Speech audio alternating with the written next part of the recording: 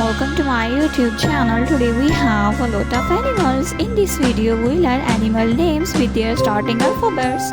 Are you ready, toddlers? Let's start the video. Today we learn alphabet names with animal names. The first letter is letter D. D is for donkey. This is a donkey. D is for donkey. D is for donkey. Letter D. D is for dog.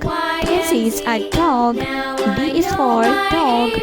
Letter D. The next letter is letter H. H is for hippopotamus. This is a hippo. H is for hippopotamus. The next letter is letter R. R is for rooster. This is a rooster. R is for rooster. The next letter is letter P. P is for panda. This is a panda. P is for panda. This is a letter R. This is letter R. R is for rhino. This is a rhino. A rhino is a wild animal. R is for rhino. The next letter is letter G.